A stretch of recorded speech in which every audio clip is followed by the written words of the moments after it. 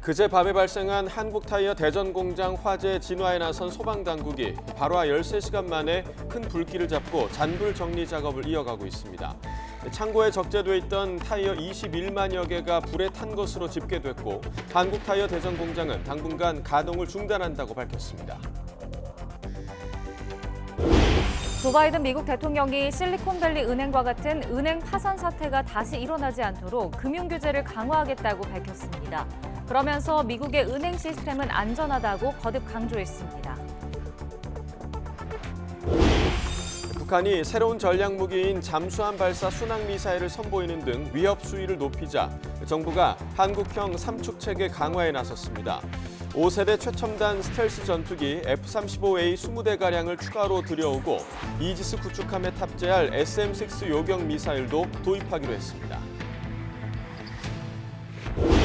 윤석열 대통령이 친윤계가 전진 배치된 국민의힘 새 지도부와 만찬을 함께하고 앞으로 김기현 대표와 매달 2차례 정기적으로 만나기로 했습니다. 민주당은 비명계가 당직 개편 등 쇄신론을 주장하면서 친명계와 공개 충돌하고 있습니다. WBC에서 우리 대표팀이 중국을 완파했지만 3회 연속 1라운드에서 탈락했습니다. 세계 야구와 더 벌어진 격차를 확인한 대표팀은 오늘 귀국합니다. 오늘 아침까지 꽃샘추위가 이어지겠지만 낮부터 기온이 크게 올라 따뜻한 봄 날씨를 되찾겠습니다. 대체로 맑겠지만 서울 등 내륙 곳곳에 건조주의보가 발효된 가운데 전국적으로 바람도 강하게 불어 화재에 유의하셔야겠습니다. 시청자 여러분 안녕하십니까? 3월 14일 화요일 굿모닝 YTN 2부 시작합니다. 그젯밤 한국타이어 대전 공장에서 발생한 화재와 관련해 진화 작업이 사흘째 진행되고 있습니다. 대전 소방본부는 어제 저녁 6시부터 대응 단계를 해제하고 잔불을 정리하고 있습니다. 소방 관계자는 현재도 불씨가 많이 남아있고 잔불을 끄는 과정에서 일시적으로 커지기도 하지만 급격히 확대할 위험은 적다고 전했습니다. 소방당국은 날이 밝는 대로 소방 헬기를 비롯한 장비와 인력을 추가로 투입할 예정입니다. 그젯밤 화재가 발생한 한국타이어 대전 공장 전체 가동이 중단됐습니다. 한국타이어앤테크놀로지는 이번에 화재가 발생한 이 공장을 포함한 대전 공장 가동을 중단했다고 공시했습니다. 생산 재개 예정일은 미정입니다. 한국타이어는 정확한 피해 규모 등을 파악한 뒤 국내외 다른 생산 거점으로 물량을 분산하는 등 대책을 시행할 예정입니다. 이번 불로 북쪽 이 공장과 물류 창고에 있던 타이어 21만 개가량을 태웠습니다. 대전 공장에서 생산하는 제품은 65%가 수출되고 35%는 국내 완성차 업계에 공급됩니다. 한국 타이어 제품을 공급받는 국내 완성차 업체들도 피해 상황을 주시하면서 대체 공급처 확보를 비롯한 대응책이 필요한지 살펴보고 있습니다. 네, 한국타이어 대전 공장에서는 9년 전에도 이번과 비슷한 대형 화재가 발생했습니다. 업체 측은 화재 예방 시설을 보강하는 등 법규 이상의 대책을 세웠다고 밝혔는데요. 이번 화재는 그 대비가 미흡했다는 사실을 드러냈습니다. 보도에 이문석 기자입니다. 지난 2014년 9월에도 한국타이어 대전 공장에 큰 불이 났습니다. 당시 화재는 12시간 만에 진화됐는데 66억 원의 재산 피해를 남겼습니다. 이번 화재는 그때보다 진화에 더 오랜 시간이 걸렸고 피해 규모 역시 더 컸습니다. 타이어의 경우 한 번 불이 붙으면 잘 꺼지지 않아 초기 진화가 무엇보다 중요합니다. 타이어가 한번 연소가 되면 쉽게 꺼지지 않는 이런 특성이 있어서 진압에 어려움이 있었습니다. 업체는 그래서 지난 화재 뒤로 소방 관련 시설과 방제 시스템을 보강했다고 밝혔습니다. 불꽃 감지기를 전 공정에 설치했고 자동으로 불꽃을 감지하는 CCTV도 다는 등 화재 감지 시설을 법 규정 이상으로 최신화해서 설치 운영하고 있다고 강조했습니다. 하지만 이번 화재로 대비가 충분하지 않았다는 사실이 드러났습니다. 전문가들은 2014년 화재 뒤에 업체가 인화성 물질로 이루어진 물류 창고에 대해 어떤 화재 방어 대책을 세웠는지 조사할 필요가 있다고 지적했습니다. 이 가연물이 한 번 불이 났을 때 한꺼번에 모여있다는 건 상당히 좀 집중돼 있다는 건 위험한 거거든요. 그래서 나름대로 또 거기서도 그런 위험성들을 인지해서 나름대로 조치들을 했을 거예요. 근데 이제 그런 것들이 충분하지 않았을 가능성도 있고. 10년도 안 돼 코앞에서 다시 무서운 화염을 목격한 주민들은 업체에 큰 실망감을 드러냈습니다. 지금 더 크게 났잖아요. 그러니까는 불안해요. 그냥 부모로서 불안하고 이거 어떻게 해야 되나 하고 한국타이어가 아무튼 없어졌으면 좋겠어요. 한국타이어는 화재 예방을 위해 노력했다고 밝혔지만 거듭된 불로 무너진 신뢰를 회복하기가 쉽지 않을 거로 보입니다. YTN 이문석입니다. 실리콘밸리 은행 붕괴 사태의 급한 불을 끄기 위해 바이든 미국 대통령이 긴급 기자회견을 열고 미국 은행 시스템은 안전하다고 밝혔습니다. 바이든 대통령과 금융당국의 진화 노력에 미국 증시는 다소나마 안정하며 혼조세를 보였습니다. 워싱턴 권준기 특파원입니다. 조 바이든 미국 대통령은 주식시장이 문을 열기 전 서둘러 백악관에서 기자회견을 열었습니다. 재무부 등이 앞서 발표한 대책을 직접 브리핑하며 파산한 은행 예금을 전액 보증하겠다고 밝혔습니다. Look, the bottom line is this. Americans can rest assured that our banking system is safe. Your deposits are safe. 2008년 세계 금융위기 이후 오바마 행정부가 도입했던 금융 규제를 트럼프 행정부가 풀면서 이런 사달이 났다며 은행 시스템을 다시 점검하겠다고 강조했습니다. I'm going to ask Congress and the banking regulators to strengthen the rules for banks to make it less likely this kind of bank failure would happen again and to protect American jobs and small businesses. 예금 전액을 보증하겠다는 미 정부 긴급 발표에도 실리콘밸리 은행 창구에는 돈을 못 찾을 수 있다는 불안감에 쌓인 예금주들이 대거 몰려들었습니다. International wires will be able to be sent as well. Wires that you would normally be able to process will be processed as normal. 이번 사태가 가파른 금리 인상 때문이라며 연준 책임론이 나오는 가운데 제롬 파월 의장은 연준 위원들을 긴급 소집해 비공개 회의를 열었습니다. 일주일 앞으로 다가온 이달 금리 인상 관련 회의에서 신중할 수밖에 없을 거란 관측에 무게가 실리고 있습니다. 야당인 공화당인 하원 금융위원장도 현재 금융당국의 보호 정책과 금융 시스템이 안전과 건전성을 보장할 거라고 강조했습니다. 정부 은행 정책을 감독하는 상임위원장이 바이든 행정부의 정책에 신뢰를 표명한 겁니다. 바이든 대통령과 금융당국의 진화 노력으로 종일 플러스를 이어가던 미 증시는 장 마감 직전 하방 압력의 혼조세로 끝났습니다. 미국 언론은 실리콘밸리 은행 사태로 부담을 느낀 연준이 3월 회의에서 금리를 올리지 않을 거란 전망과 0.25%포인트 베이비 스텝을 밟을 거란 전망이 엇갈리고 있다고 전했습니다. 시장은 아직은 베이비 스텝 가능성을 더 높게 보고 있습니다. 워싱턴에서 YTN 권윤기입니다. 유럽연합 집행위원회가 미국 실리콘밸리 은행 파산 사태를 예의주시하고 있다고 밝혔습니다. EU 집행위 대변인은 현지 시각 13일 이번 사태와 관련한 질의에 EU 차원에서 보면 EU 내에서 실리콘밸리 은행의 존재는 매우 제한적이며 현재 관련 당국과 접촉 중이라고 말했습니다. 브리노 르메르 프랑스 재정경제부 장관도 이번 파산이 프랑스 금융기관에 미치는 위험이 없기에 경고도 없다고 진단했습니다. 외신에 따르면 전문가들은 실리콘밸리 은행 파산이 당장 유럽에 직접적인 영향을 줄 가능성은 크지 않은 것으로 보고 있습니다. HSBC가 실리콘밸리 은행 SVB 영국 법인을 1파운드에 인수하기로 했습니다. HSBC가 SVB 영국 법인을 인수하면서 IT와 생명과학 분야 거래 기업들의 유동성 문제가 어느 정도 풀릴 것으로 보입니다. HSBC 노엘 퀸 CEO는 성명을 내고 SVB 영국 법인 고객들의 예금은 안전하며 은행 거래도 평소처럼 할 수 있다고 밝혔습니다. SVB 영국 법인의 고객 기업은 3천 곳이며 대출은 55억 파운드, 예금은 67억 파운드입니다. 파산한 미국 실리콘밸리 은행은 국내에서 흘러간 펀드 투자금의 일부도 맡아서 관리하고 있었습니다. 미국 정부가 예치금 100% 보증을 약속하면서 한숨 돌렸지만 주식이나 담보 설정이 안 된 채권에 투자한 돈은 날릴 위기에 처했습니다. 김지선 기자가 보도합니다. 정부 출자금으로 펀드를 운용하고 수익금을 벤처기업에 투자하는 한국벤처투자. 글로벌 투자회사가 운용하는 펀드에도 가입했는데 이 중 일부가 실리콘밸리뱅크에 예치된 것으로 확인됐습니다. 은행이 하루아침에 문을 닫으면서 모두 날릴 뻔했지만 미국 정부가 예치금 전액 보호를 약속하면서 한숨은 돌렸습니다. 한국벤처투자는 보도자료를 내고 펀드는 대부분 예금보험 한돈의 예금이고 스타트업 예금도 미 정부의 보증으로 요청만 하면 모두 돌려받을 수 있는 상황이라고 밝혔습니다. 다만 주식이나 담보 설정이 안 된 채권은 보호 대상에서 제외됩니다. 국민연금이 보유한 것으로 추정되는 실리콘밸리뱅크 그룹 주식 10만 795주는 휴지 조각이 될 위기에 놓였습니다. 지난해 말 신고가 기준 2,319만 달러어치, 우리 돈으로 300억 원이 넘는 규모입니다. 국부펀드 한국투자공사도 실리콘밸리뱅크 주식 2만 87주와 연수에 파산한 시그니처 은행 주식 9만 1,843주를 합쳐 200억 원어치를 들고 있었는데 역시 회수가 불투명합니다.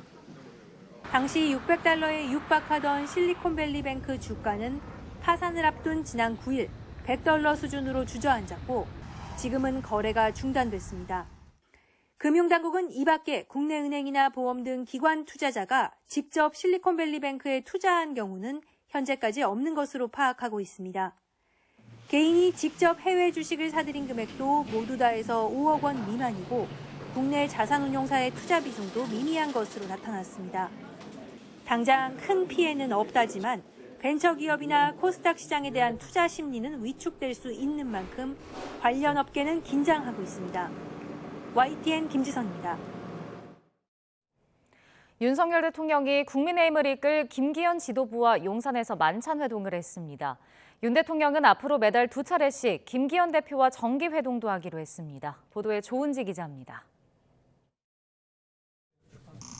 윤석열 대통령이 국민의힘 신임 지도부를 용산 집무실로 초대했습니다. 3.8 전당대회 이후 꼭 닷새 만에 상견례. 축하한다, 수고했다. 윤 대통령은 지도부와 악수하며 맞춤 인사를 건넸습니다. 수고 많으셨습니다. 아이고, 다시 한번 축하드립니다. 축하해. 고생했어. 김기현 대표와 정진석 비상대책위원장, 여당의 전현 수장을 양옆에 두고 윤 대통령은 단체 사진도 찍었습니다. 소고기와 먹장어, 콩나물국을 곁들인 한식 만찬은 간단한 맥주까지 곁들여 화기애애한 분위기 속에 3시간가량 진행됐습니다.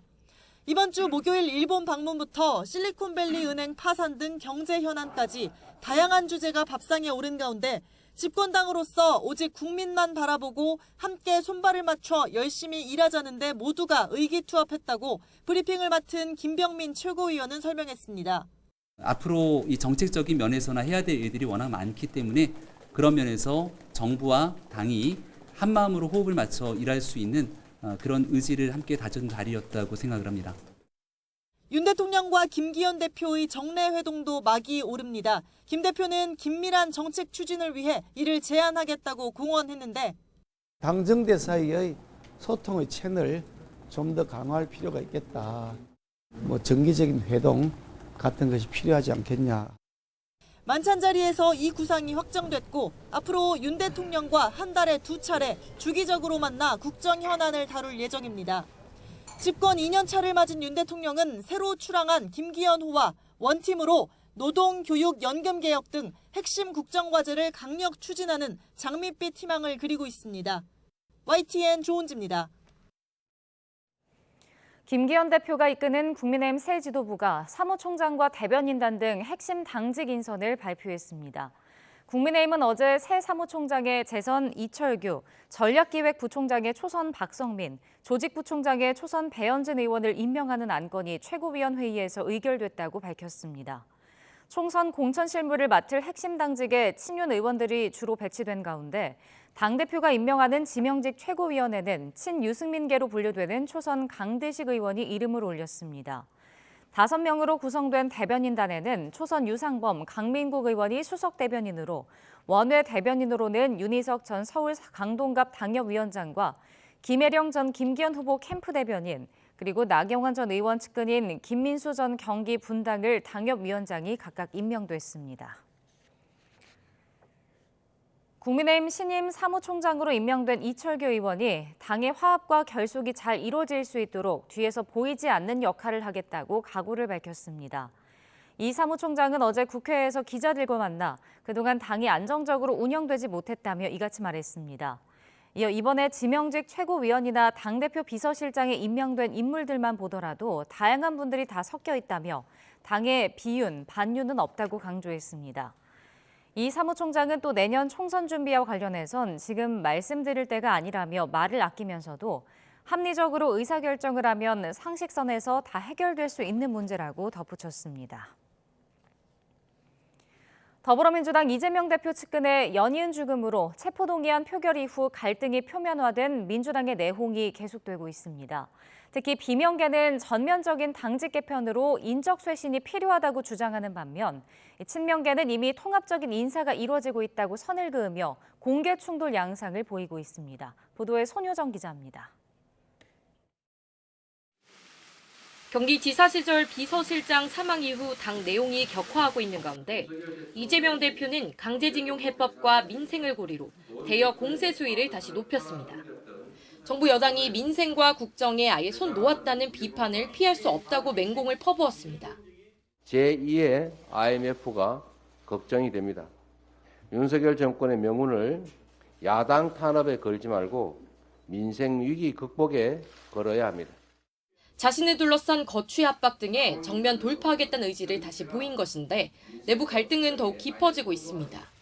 특히 비명계에선 대대적인 인적 쇄신을 공개적으로 띄우며 이재명 대표를 겨냥한 공세 수위를 높였습니다. 당대표와 너무 가깝게 하는 인사가 아니고 많은 분들이 참여하는 그런 창피 인사 등을 한다면 그런 부분은 당내 화합 통합에 도움이 될 수 있다고 생각합니다. 민주당 현역 의원 40여 명이 모인 더 좋은 미래도 이 대표가 당내 불신을 해소하고 혁신 방안을 가져와야 한다고 주문했습니다. 대표가 가장 큰 책임자이기 때문에 이런 의원들 간의 불신 또 뭐 이 대표와 관련된 그런 것들도 같이 좀 녹여내는 작업들을 대표로서 책임감 있게 하기를. 이재명 대표가 당장은 물러날 계획이 없다면 당직 개편을 통해서라도 당 쇄신 물꼬를 트자는 건데 친명계는 생각이 다릅니다. 현재 짜여진 중요 당직이 이미 통합을 우선으로 구성됐고 이런 주장은 당대표 흔들길 뿐이란 겁니다.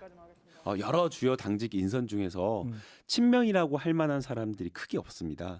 뭐 비서실장을 비롯해서 충분하게 인선할 때 통합을 고려했다라고 보이고요. 다만 지도부에서는 일부 인적 개편을 고심 중인 것으로 알려졌는데 그럼에도 당분간은 단일 대우로 검찰이나 윤석열 정부에 강하게 맞서야 한다는 의지가 강합니다. 윤석열 검사 독재 정권에 우리가 대항할 가장 강력한 무기는 단결이라고 생각합니다. 국민의힘은 연이은 측근의 죽음은 결국 이 대표의 책임이라며 대표직 사퇴는 물론 정계 은퇴까지 언급하며 맹비난했습니다. 진짜 국민의 삶을 위한 정당의 길로 돌아오기를 바랍니다. 그 시작은 이제 그만 정치에서 내려오라는 간절한 외침에 민주당의 이재명 대표가 응답하는 일이 되어야 할 것입니다. 이재명 대표의 거취 문제는 물론 일부 당직 개편을 두고도 친명계와 비명계가 사실상 공개 충돌 양상을 보이고 있는 가운데 민주당의 내부 혼란은 당분간 계속될 수밖에 없어 보입니다. YTN 손효정입니다. 퇴근길 버스 정류장에서 한 남성이 버스 뒷바퀴에 다리가 끼어 숨지는 사고가 났습니다. 출발하는 버스를 잡으려다가 변을 당한 것으로 보이는데 경찰은 정확한 사고 원인을 조사하고 있습니다. 보도에 김혜린 기자입니다. 버스 정류장 앞 도로에 핏자국이 선명합니다. 주변엔 사고 흔적을 기록하는 스프레이 자국이 가득합니다. 퇴근 시간 무렵인 오후 5시쯤 발산역 근처 버스 정류장에서 50대 남성 A씨가 버스 뒷바퀴에 다리가 끼이는 사고가 일어났습니다. 남성은 병원으로 옮겨졌지만 결국 숨졌습니다. 사고가 난 현장입니다. 버스는 뒷바퀴에 사람이 끼인 채 2m가량을 더 주행하다 멈춰섰습니다. 경찰 조사에서 목격자들은 A씨가 출발한 버스를 잡기 위해 달려가다가 넘어지면서 사고를 당했다고 진술한 것으로 알려졌습니다. 경찰은 블랙박스 영상 등을 확보해 정확한 사고 원인을 조사하고 있습니다. 밤 8시 40분쯤 부산 수영구 민락동에 있는 횟집에서 불이 나 20여 분 만에 꺼졌습니다. 다친 사람은 없었지만 환풍기 통로인 덕트 등이 불에 타 100만 원가량의 재산 피해가 났습니다. 소방당국은 음식 조리를 하던 중 덕트 안에 있던 기름때에 불이 옮겨 붙은 것으로 보고 화재 원인을 조사하고 있습니다. YTN 김혜린입니다.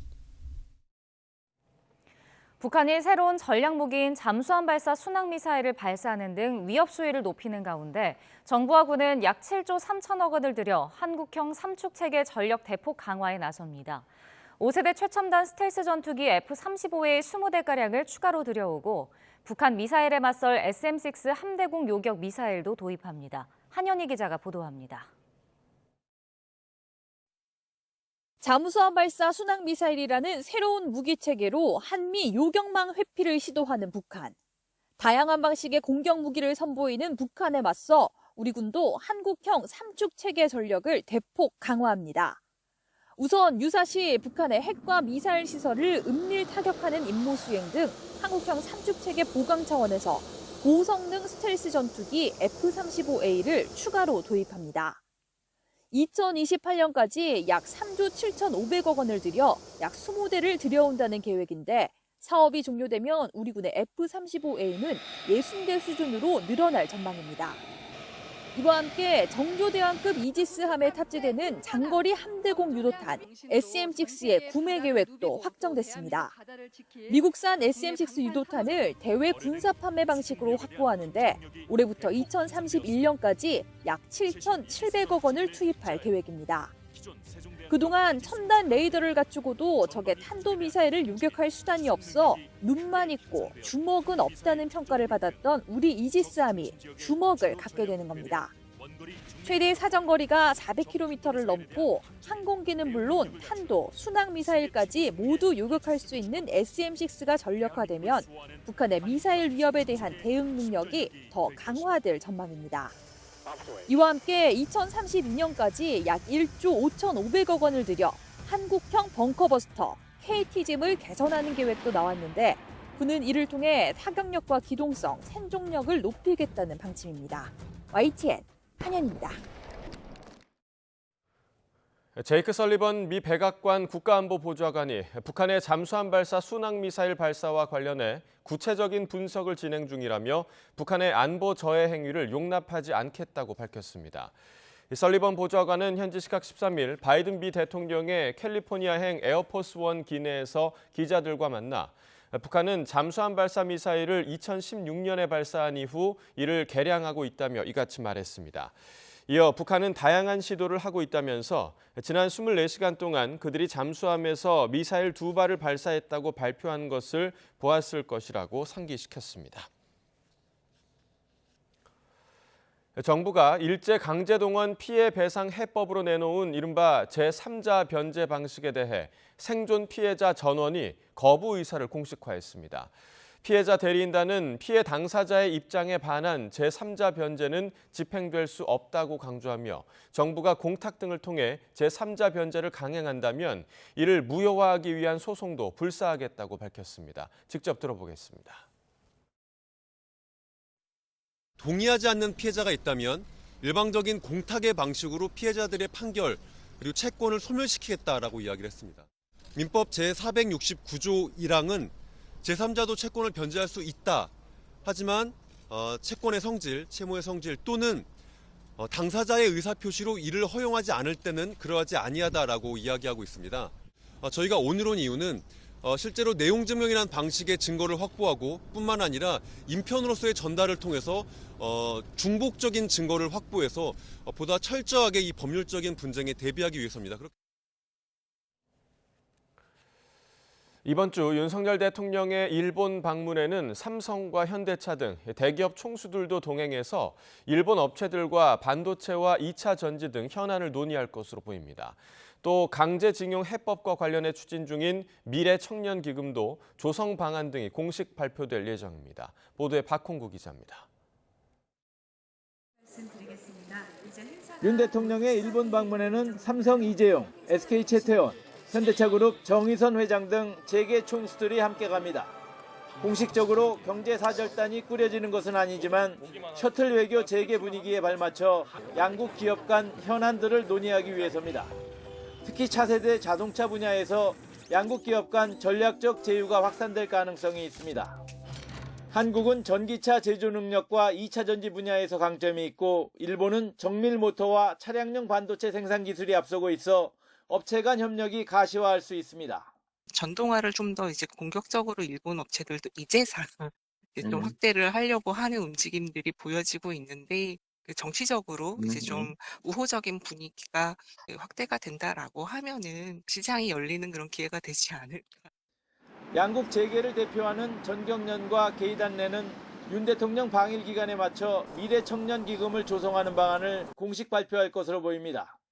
여기에는 강제징용 배상 책임이 있는 일본의 피고기업 미쓰비시 중공업과 일본제철이 참여할 것으로 알려졌습니다.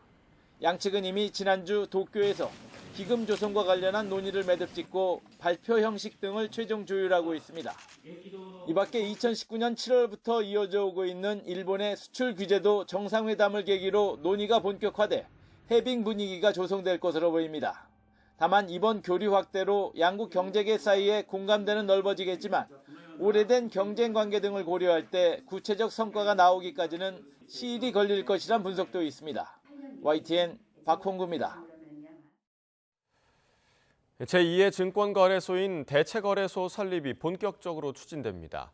70년 가까이 이어져 온 한국거래소 독점 체제가 깨지면서 수수료 인하 등 경쟁이 촉진될 수 있을지 주목됩니다. 강희경 기자가 보도합니다. 지난 1956년 대한증권거래소에서 시작한 한국거래소는 민간기업 전환 등을 거치며 67년간 독점 체제를 이어왔습니다. 그러나 앞으로는 제2의 증권거래소가 생길 전망입니다. 정부가 대체거래소, 즉 ATS 도입을 추진하고 있기 때문입니다. 거래소 간 경쟁을 통한 거래 비용 절감과 투자 편의성 제고를 위해 다자간 매매 체결 회사를 신규 인가하고 ATS는 한국거래소의 주식 매매 체결 기능을 대체할 수 있는 거래소입니다. 다만 상장심사와 시장감시 등의 기능은 정규거래소인 한국거래소가 수행합니다. 대체거래소 설립 근거는 지난 2013년 자본시장법 개정으로 이미 마련됐습니다. 각종 규제와 이해관계로 논의가 지지부진했는데 최근 몇 년 사이 주식 투자자 수와 거래량이 급증하며 논의에 불이 붙었습니다. 정부는 우선 오는 27일부터 나흘 동안 ATS 예비인가 신청서를 일괄 접수한 뒤 평가를 거쳐 예비인가 여부를 결정할 방침입니다. 현재는 금융투자협회와 증권사들이 참여하는 넥스트레이드가 ATS 설립에 가장 적극적입니다. 대체거래소가 설립되면 거래소 간 경쟁을 통해 수수료 인하와 거래시간 연장 등이 이뤄질 거란 기대가 나옵니다. 한국거래소의 독점적 지위가 공고해 경쟁 체제가 자리 잡기 어려울 거란 우려도 있습니다. 한국거래소는 특혜를 줘선 안 된다는 입장입니다. 좀 더 나은 서비스를 제공을 하고 싶어도 실질적으로 이제 공정의 이슈 때문에 제공을 못하는 많은 내용들이 있는데 그거를 ATS에는 적용을 하고 거래소는 못하게 하는 그런 경쟁 상황은 공정하지 않다고 보기 때문에 실제 영업은 예비인가를 거쳐 본인가까지 순차로 이뤄지면 내년쯤 시작될 것으로 보입니다. 정부는 우선 ATS를 도입 운영한 뒤 정착 상황과 시장 동향을 종합적으로 고려해 거래 대상 상품을 확대하는 방안을 검토할 계획입니다. YTN 강희경입니다. 네, 야구대표팀이 오늘 귀국길에 오릅니다. 한국야구위원회 KBO는 대표팀이 오늘 오후 2시 도쿄 나리타 공항에서 인천국제공항으로 향하는 K704편으로 귀국한다고 밝혔습니다. 귀국 후 KBO 리그에 속한 대부분의 선수는 소속팀의 복귀에 정비를 마친 뒤 시범 경기 출전을 통해 정규 시즌 개막을 대비합니다. 미국 프로야구 메이저리그에서 뛰는 김하성과 토미 현수 에드먼 역시 소속팀으로 돌아가 시즌을 준비합니다.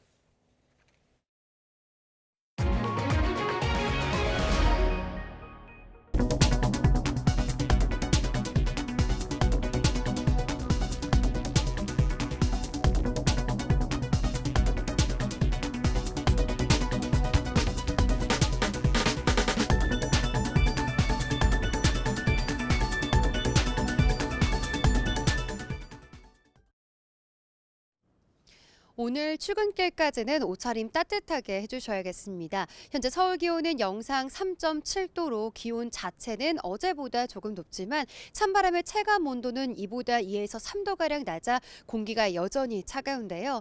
다행히 낮 동안 따뜻한 남서풍이 유입되면서 기온이 크게 오르겠고요. 오늘 서울 낮 기온은 15도로 예년보다 4도 그리고 어제보다는 7도나 높아서 따뜻하겠습니다. 그만큼 일교차가 15도 안팎으로 크게 나겠습니다. 들쑥날쑥한 기온 변화에 건강관리 잘 해주시기 바랍니다. 오늘 하늘은 맑고 공기도 깨끗하겠지만 대기가 다시 건조해지겠습니다. 서울 등 내륙 곳곳에 건조주의보가 내려졌고 바람도 강하게 불어서 대형 화재가 발생할 가능성이 있습니다. 불씨 관리 철저하게 해주시기 바랍니다. 오늘 아침까지는 날이 무척 쌀쌀하겠습니다. 현재 기온 살펴보면 서울은 3.7도, 대전 0.9도, 안동은 영하 0.2도 등 어제보다 조금 높게 출발하고 있습니다. 낮부터는 따뜻한 봄 날씨를 되찾겠고요. 서울 낮 기온 15도, 대구 18도, 광주 19도까지 오르면서 어제보다 5에서 8도가량 높겠습니다. 당분간 날은 예년보다 따뜻하겠지만 일교차 큰 날씨는 계속되겠고요. 내일은 경기 북동부와 영서 중북부에 5mm 미만의 비가 살짝 내리겠습니다.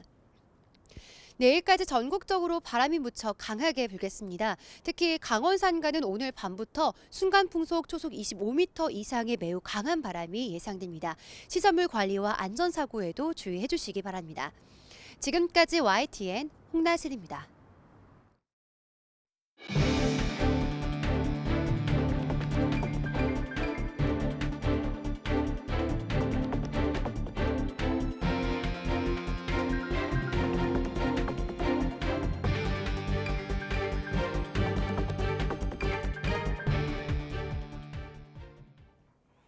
그젯밤 일어난 한국타이어 대전 공장의 화재 진화가 마무리 단계에 접어들었습니다.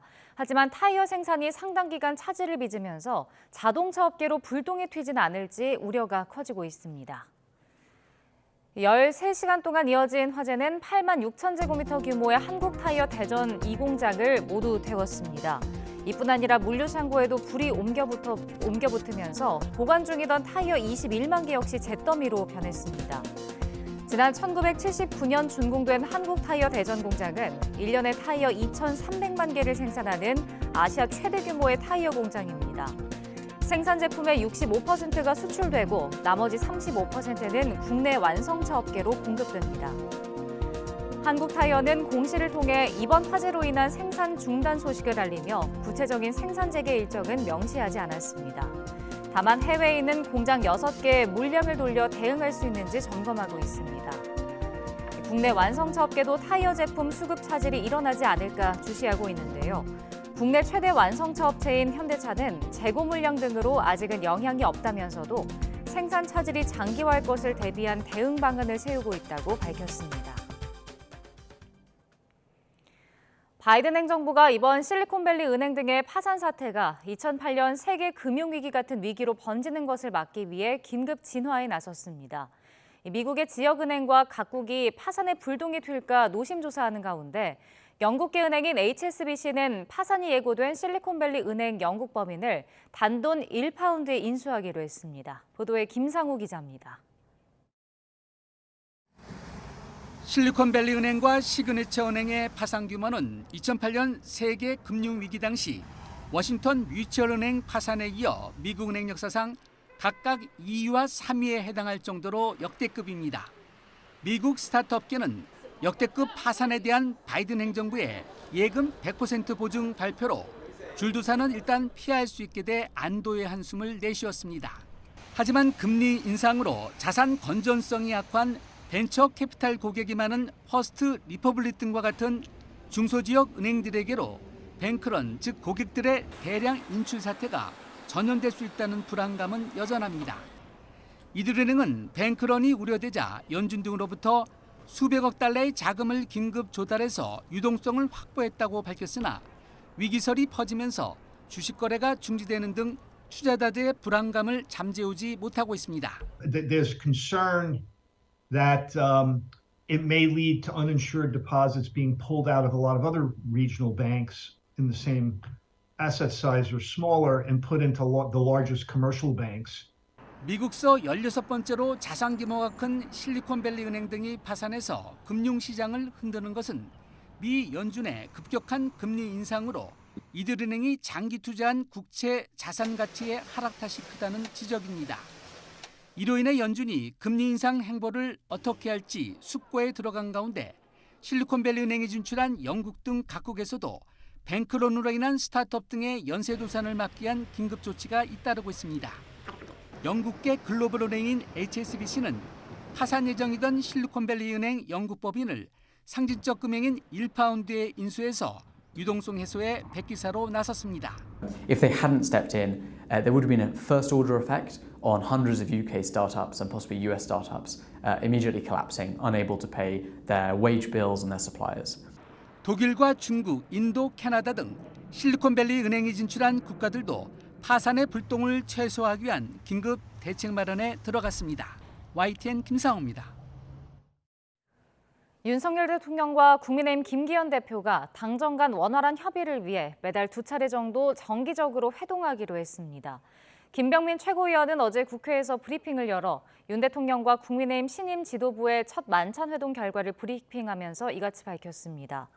김 최고위원은 만찬에서는 전당대회에서 선출된 지도부 축하와 새로운 지도부 출발에 대한 덕담이 주를 이루었고 당정이 하나 돼 국민을 위해 힘껏 일해 나가자는 뜻을 나눴다고 전했습니다. 정부 여당의 핵심 수뇌부가 국정 현안을 논의하는 고위당정협의회가 국민의힘 새 지도부 출범 이후 처음으로 오는 19일에 개최됩니다. 국민의힘 김기현 대표는 어제 국회에서 한덕수 국무총리의 예방을 받고 당정 간 긴밀한 소통과 협력을 약속했습니다. 두 사람은 이 자리에서 정부와 여당이 앞장서 당면한 경제 위기와 민생 문제를 조속히 해결하고 노동과 연금, 교육 등 정부의 3대 개혁 과제를 성공적으로 이행해야 한다는 데 공감했습니다.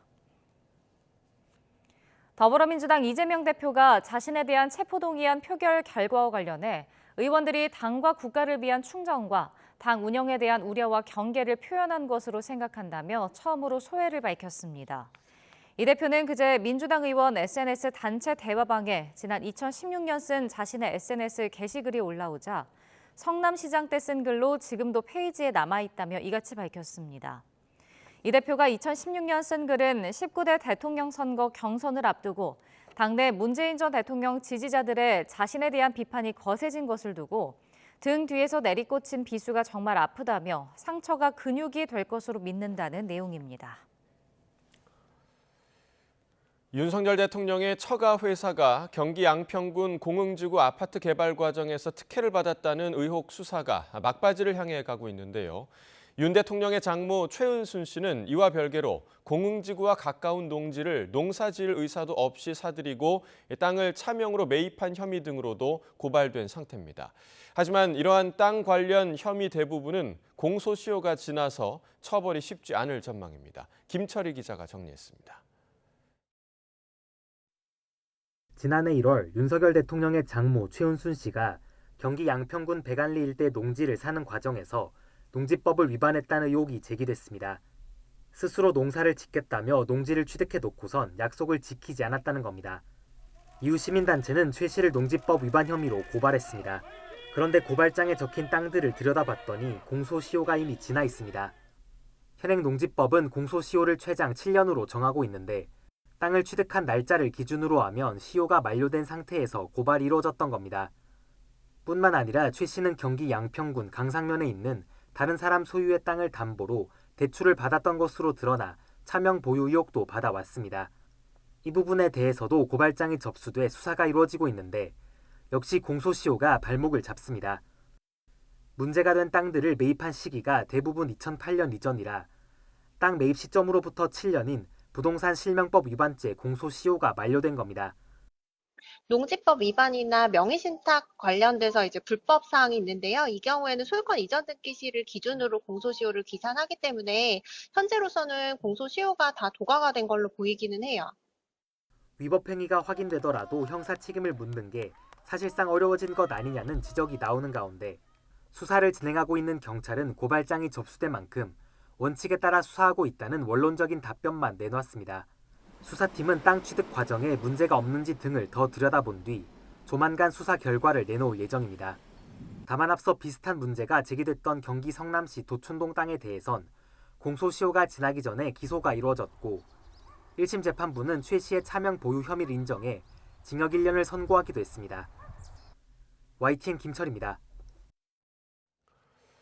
북한이 잠수함 발사 순항미사일을 발사한 가운데 군은 이에 맞설 요격 미사일을 해외에서 구매하고 자체 개발에도 나섭니다. 방위사업청은 제150회 방위사업 추진위원회를 열어 이를 포함한 5개 안건을 처리했다고 밝혔습니다. 장거리 함대공 유도탄 사업은 이지스 구축함에 탑재하기 위한 미국산 SM-6 유도탄을 대외 군사 판매 방식으로 확보하는 사업으로 사업 기간 2023년에서 2031년에 2차 구매까지 포함해 총 사업비 7,700억 원이 책정됐습니다.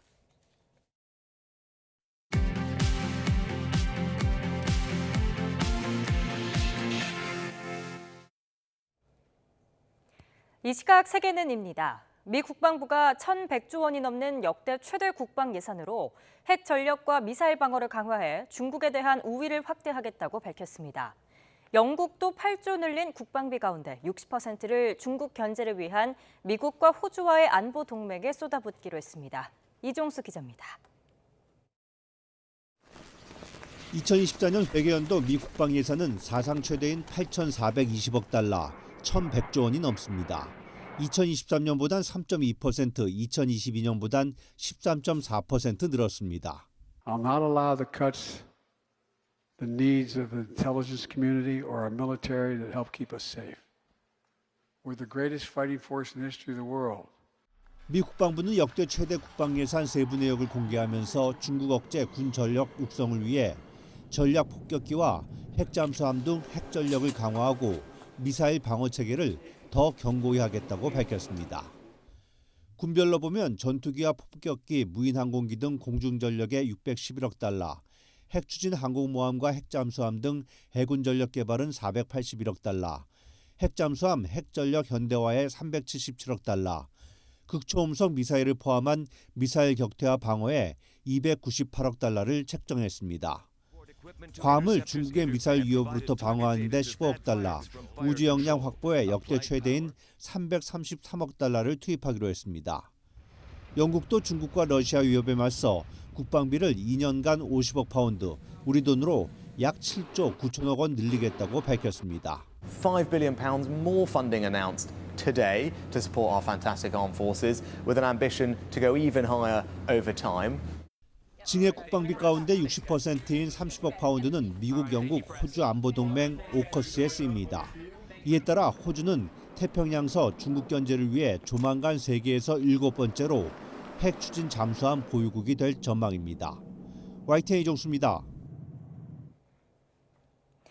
시진핑 중국 국가주석이 3년임 확정 후 일성으로 조국 통일대업은 중화민족 부흥이라며 타이완 통일 의지를 재확인했습니다. 시 주석은 베이징 인민대회당에서 열린 전국인민대표대회 폐막 연설에서 외부 세력의 간섭과 타이완 독립, 분열 활동에 결연히 반대하겠다며 이같이 밝혔습니다. 다만 무력 사용에 대해서는 언급하지 않고 양안 관계의 평화로운 발전을 추진하겠다고만 덧붙였습니다. 앞서 지난해 10월 16일 20차 당대회 개막 연설에서는 타이완 평화통일 노력을 계속하겠다면서도 무력 사용을 포기한다는 뜻은 결코 아니라고 말했습니다.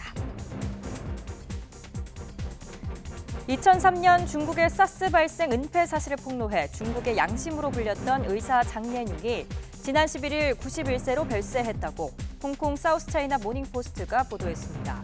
장례뇽의 사인이 코로나19와 관련됐는지는 알려지지 않았지만 유족은 그가 지난 1월 베이징에 코로나19가 퍼져나갔을 때 확진 판정을 받았다고 소식통은 밝혔습니다.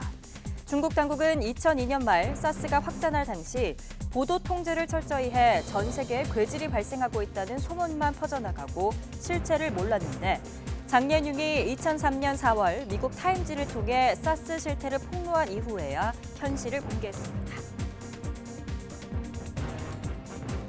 위안부 문제 등 일본의 전쟁 중 잔혹행위에 대한 책임을 촉구해온 일본의 노벨 문학상 수상 작가인 오에 겐자부로가 지난 3일 향년 88세로 별세했습니다.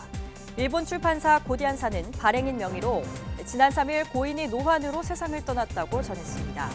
고인은 아시아에서 일본이 저지른 일에 대한 속죄가 전혀 이루어지지 않았다며 전쟁을 기억하는 우리는 평생 아시아에서 일어난 일을 기억하고 속죄해야 한다며 인권과 평화를 위한 목소리를 내왔습니다. 열대성 폭풍 사이클론인 프레디가 아프리카 대륙을 다시 강타해 말라위와 모잠비크에서 100명 이상 숨졌다고 외신이 보도했습니다. 찰스 칼렌바 말라위 재난관리국장은 현지 시간 13일 기자회견을 열고 이번 폭풍으로 상업 중심지 블렌타이어에서 85명이 숨지는 등 말라위에서 99명이 숨졌다며 사망자 수가 더 늘어날 거로 예상했습니다.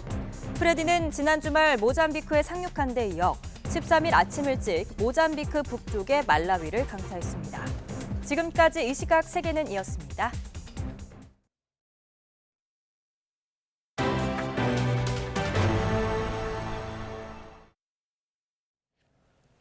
학교 폭력을 겪은 피해자의 처절한 복수를 그린 드라마가 큰 인기를 얻고 있습니다.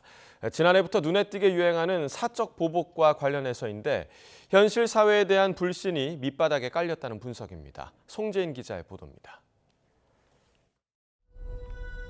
학교 폭력 피해자의 복수를 다룬 넷플릭스 시리즈 더글로리.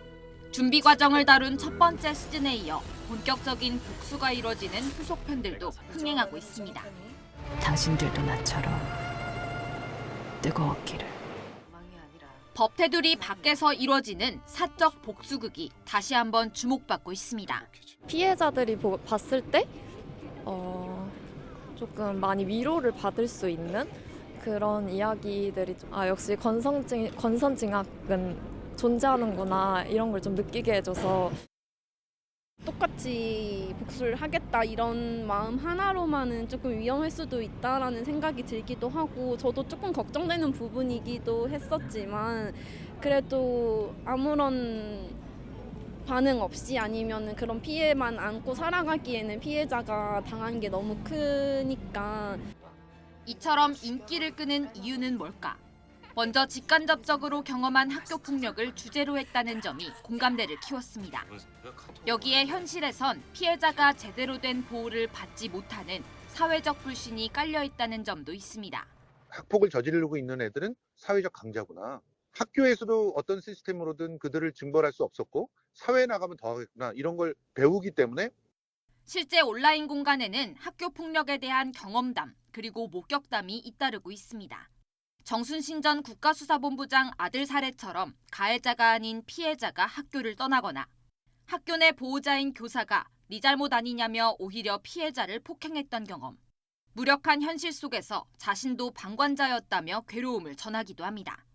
여기에 끝장 소송에 나서는 가해자가 늘며 학교 울타리안 해결에 대한 기대가 더 낮아진 실정입니다.